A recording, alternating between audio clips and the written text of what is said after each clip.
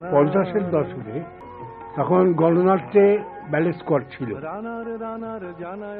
তো তখন একটি ব্যালে অনুষ্ঠিত হয় আমার ডাইরেকশন ছাড়াই। প্রয়াত শক্তিনাথ ডাইরেকশন দিয়েছিলেন, কিন্তু আমি তখন আমার গুরুর সঙ্গে, প্রয়াত বুলবুল চৌধুরীর সঙ্গে ইস্ট পাকিস্তান ওয়েস্ট পাকিস্তান ট্যুরে বেরিয়েছিলাম। ফিরে এসে শুনলাম আমার নাচের মধ্যে কোনো জায়গা নেই। তখন আমি খুব কষ্ট পেয়েছিলাম, এবং তখন সলিল চৌধুরী উপস্থিত ছিলেন। তখন তো আমি চুপ করে বসে আছি। তখন বলে, কি হয়েছে, মুখটা ম্লান কেন? আমি, দেখো, আমাকে গণনাট্যের ব্যালে ট্রুপে আমি নাচবো না, এটা তো আমি জীবনে ভাবিনি। আমার শিক্ষা দীক্ষা ওখান থেকে। বলে, তুমি এ করো না, রানার গানটা সুর হয়েছে, গানটা শোনো, তুমি এর উপর নাচ করো।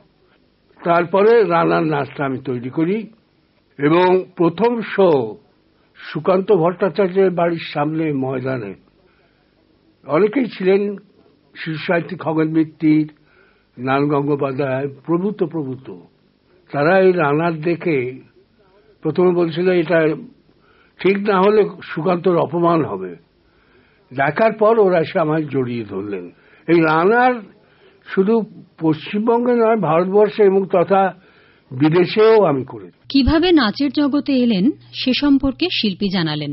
আমার বাড়ি ছিল 11 নম্বর নিবেদিতা লেন। তো পুজো আর্চাই ছিল আমাদের পেশা। নাচ টাচ করবো এরকম পরিকল্পনা কোনদিন ছিল না। তবে তখন আমার সৌভাগ্য ছিল সাধনা বসুর নাচ দেখার। দেখে আমার খুব মনে দাগ কেটে গেল আর কি, যে কথা না বলে মানুষের কাছে পৌঁছে যাচ্ছে। এইটাই বোধহয় মেন কারণ ছিল। অতটা কিশোর বয়সে অতটা তলিয়ে দেখিনি, বোধহয় সেই থেকেই আমি ইন্সপায়ার হয়েছি। নৃত্যশিল্পী হতে বা হওয়ার পরেও কিভাবে অনুশীলন করেছেন তিনি বা তার প্রজন্মের শিল্পীরা, সে সম্পর্কেও জানা গেল তার কাছে। কতগুলো অভ্যাস আছে যেটা আমাদের বেলায় বলেছিল, এখন তো দেখছি উল্টো হচ্ছে। যে আমরা কোনোদিন দুপুরে ঘুমোইনি, পেট ভরে খেয়ে গিয়ে নাচ করিনি। যেমন মনে আছে, এই যে শ্রীরঙ্গনে যখন নাচ হতো, সেদিন হয়তো আমি একখানা রুটি বা একটু মুড়ি খেলেই ব্যাস, ঠিক আছে। কিন্তু এখন তো ভর পেট খেয়ে নাচা যায়, এটা তো আমি বিশ্বাসই করতে পারি না। খাওয়াটাকে কন্ট্রোল, ঘুমটাকে কন্ট্রোল, এবং যেটা আমার গুরুরা শিখিয়েছেন এবং বলেছেন, স্ট্রেট বসবে, কুঁজো হয়ে বসবে না, স্ট্রেট শোবে, স্ট্রেট হয়ে হাঁটবে। সেটা এখনো নাচের একটা নিয়ম, চেস্ট আউট বেলি ইন, যেটা এখন দেখবেন যে অনেক কুঁজো। এবং মুশকিল হচ্ছে এই জেনারেশনে বহু ইফেমিনেন্সি, মেয়েদের মধ্যে কথা বলছে, হাঁটছে, চলছে। এটা একটা পুরুষ শিব তো নাচেন, শিব ঠাকুর তো নাচেন ন্যাচারালি। এটা ভাবে দেখা গেল। নেক্সট জেনারেশন কি করবে আমি জানি না, এটা তাদের উপর নির্ভর করছে। তবে একটু ভাবা ভালো। চলচ্চিত্রে তার যুক্ত হওয়া নিয়ে বেশ কিছু মজার ঘটনা বললেন শিল্পী। আমি মাননীয় তরুণ মজুমদারের নিমন্ত্রণ, ফুলেশ্বরী, সংসার সীমান্তে গণদেবতা করেছি।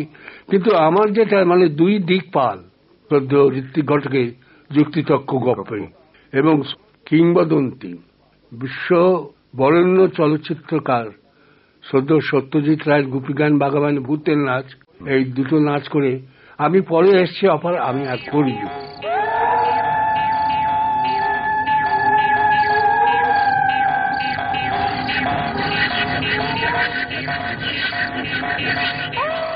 এটা খুব কঠিন। অন্যান্য নাচ কি আমি বলি ক্যামেরা নাচবে, কিন্তু এখানে কোরিওগ্রাফি করতে গিয়ে আমার বেশ বেগ পেতে হয়েছে।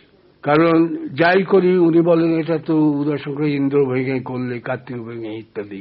আমি একটা মাস চিন্তা করলাম, ওই মিউজিক টেপ করে দিলাম, নিয়ে গিয়ে বাড়িতে একটা মাস চিন্তা করে নতুন কিছু নাচের মুভমেন্ট বার করে যখন ওকে দেখালাম, 24টা ছেলে গেছে, ইনক্লুডিং মাইসেলফ।